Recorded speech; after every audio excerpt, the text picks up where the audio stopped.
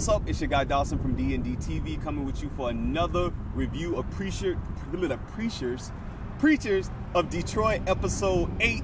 And I'm entitling this Depressed But Not Defeated. And I'm dedicating this to Dorinda Clark Cole because her episode tonight is really what just gave me, so much energy and positive vibration. Dorinda Clark Cole's situation. She talked about being depressed, battling with depression, and she talked about that with her sister Jackie. And Jackie came in. Jackie told her, you can't be the mega moo for everybody. That is just like the scene of a lifetime. You can't be the mega moo for everybody. Basically meaning you can't be everything to everybody. You got to basically take out times for yourself. And I like when Jackie was talking to Dorinda. Jackie told her that their mother, Dr. Maddie Moss Clark. I know that. I know about my Koji people. Their mother taught them how no matter what they go through, that God is going to see them through, that they're always going to overcome. And that's why, one of the reasons why she continues to go on no matter what she goes through. And Dorinda opened up and said no matter what level she rises on, there's always seems to be issue where she runs back into that whole depression spirit, or that bout with depression, like she stated. And I really thought it was very bold for the Oxygen Network as well, for the Preachers of Detroit, to talk about depression, mental illness, and also dealing with kids who are in foster care and situations they deal with, because we don't usually see this dealt with, really when we talk about black people a lot, and we definitely don't see it dealt with a lot when we talk about people who are involved in the church, the black church. And Dorinda Clark Cole's sister told her, basically you can't give out of something, you don't have. And we later find out when she goes to see the therapist, Tanya L., I think it's Hellcamp was her name, when she goes to see her, the therapist tells her the same thing too. The technique that she talked to Dorinda about close your eyes and tell me whose voice that you're hearing is telling you to keep going. And she said she doesn't hear her mother's voice saying it. Her sister's voice is telling her to slow down, but she's the only one who's telling herself to keep going. And I thought that therapy had a very good impact on Dorinda, and I hope that she continues to go to therapy. I know a lot of people don't think therapy work, and they don't think I don't want nobody talking in my head or whatnot. I just want to hear the voice of God, which is true. And if you feel that way and you still need therapy, Google it. They got Christian counseling in your area.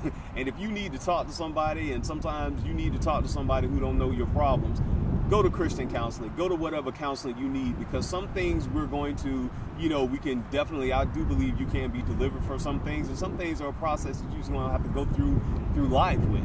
So I'm happy that Dorinda Clark Cole went through that, and we found out that she stated that, she was glad that she went to therapy. So I was definitely happy to see that. Then we get on to the Shelbys. The Shelbys, they did so good. I just want to just congratulate them on this scene. In my eyes, I was like, what are the Shelbys really bringing to Preachers of Detroit? But tonight, well, actually last night, because I'm out at the beach now, but they did such a phenomenal job of really, that's the boats out there, y'all. They did such a phenomenal job of showing what true ministry is, as they, looked after a young girl who had been in their ministry since she was 5 years old, Christian. And basically, Christian, she had been, in and out of foster care, and she was adopted by a deacon in their church, Deacon Bird. And Deacon Bird, has had his ups and downs with Christian. And Christian came on and she talked about, running away, being raped in the park, and also being stabbed. And that she has been doing some things, rebelling and acting out, because she's been dealing with a lot of stuff herself. And trust me, kids who grow up in the foster care system, not all of them, but a lot of them, a good bulk of them, they have a lot of issues. And one of the things Christian talked about was her issue she's in her 20s now, remembering when her mother left and feeling not wanted. And even though somebody comes as a play mama or a play daddy or adopted parent, those kids always, if they were of age to know when the separation happened, they remember who their birth parents are and why, they left. And some of them do feel that nobody wants them. And, I was happy that the Preachers of Detroit actually tackled this subject, because there's so many kids in the foster care system a lot of them are abused, a lot of them are neglected when they get into these foster homes or these group homes, and some of them are not really with good foster parents. So I was happy that Deacon Bird was a good foster parent and that the Shelbys were actually involved in her life, because there are a lot of foster parents who go to churches where people just see them with these different kids every month or every 3 months. They got white kids, they got Hispanic kids, and that lady in the community or the one who go to your church, she's a foster parent, so that's why she have all these different kids. But I mean, if you ever took time to realize what those kids must go through being displaced from people that they've known all their life, or the situations that they've gone through, and that's what the Shelbys basically showed us through the ministry that they gave Christian today. And one of the things they did that I also have done with my clients too is basically get them into Job Corps. Job Corps, is a phenomenal program if you use it and go all the way through with it. They have some great skills and curriculum there that can help a lot of kids who just didn't do well in school and who just need a second chance. So I was happy to see that the Job Corps was one of the main things the Shelbys wanted Christian to go into. And I really felt the heart of First Lady Shelby today, because it seemed like she treated this, and Pastor Shelby did too, but she treated this situation like Christian was her own child.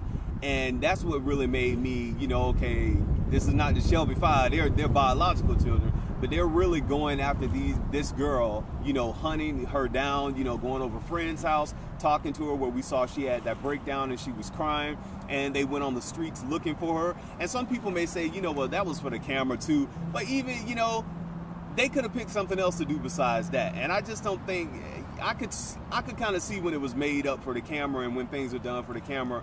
Bishop Vaughn, I'm gonna get to that in a minute. I could see that, but this was more like, this is something they've done before, and that caring that First Lady Shelby had in her voice when they were at the Job Corps program about to sign her up was something, that you don't see a lot of First Ladies do.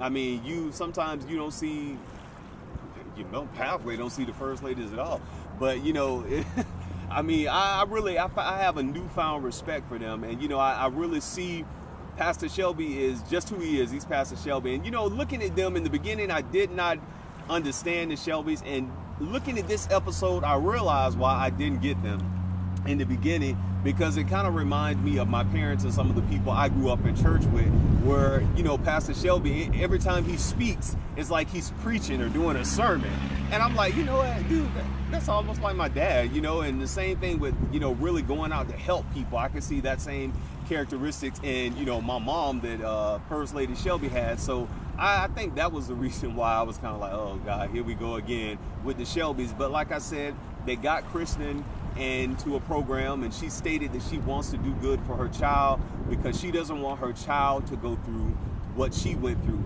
And I thought that was phenomenal, because there are so many kids, like I stated before, who are in the foster care system, who all they need is a chance. All they need is for someone to, have their back and to help them through the process. Because, I mean, just because you're in your 20s doesn't mean you were raised. And some of these kids literally have basically raised themselves. So I was happy to see that the Shelbys took the initiative to really help Kristen get on the right track. Then we get to the last person I'm going to deal with, then I'm going to close this out. Bishop Carlotta Vaughn.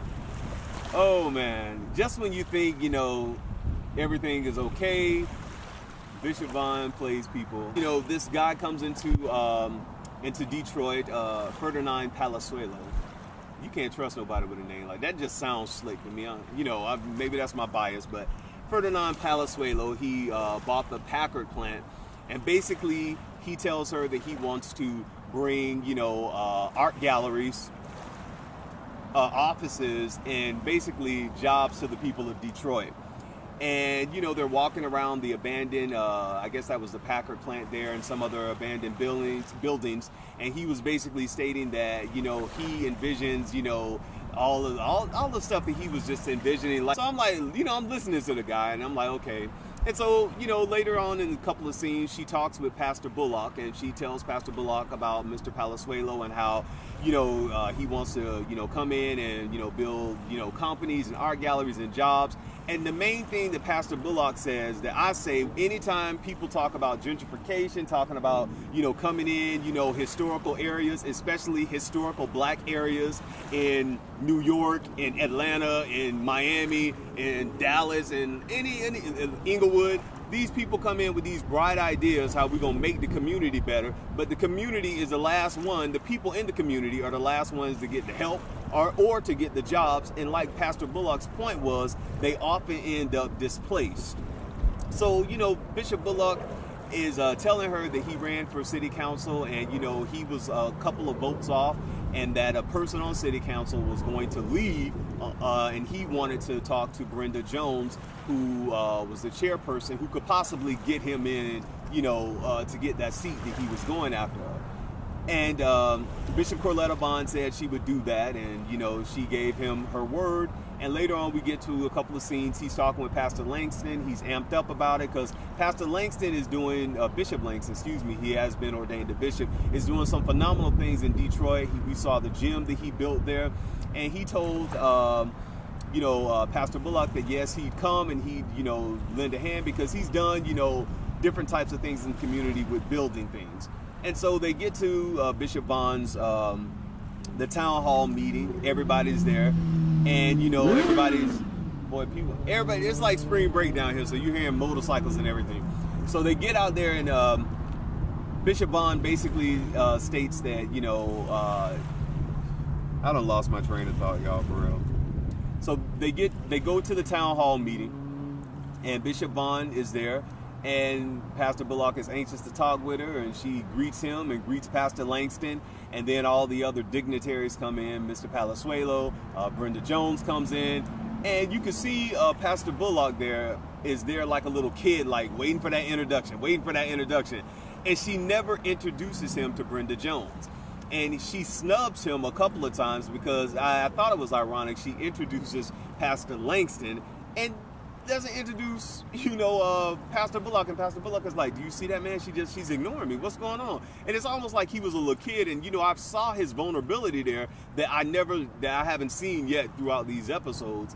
So he listens to Brenda Jones, and Ferdinand Palazuelo gets up and talks about what he wants to do to the city of Detroit. And whatever he's telling these people, they are buying it hook, line, and sinker because they really think this guy's going to come in there and just make Detroit better.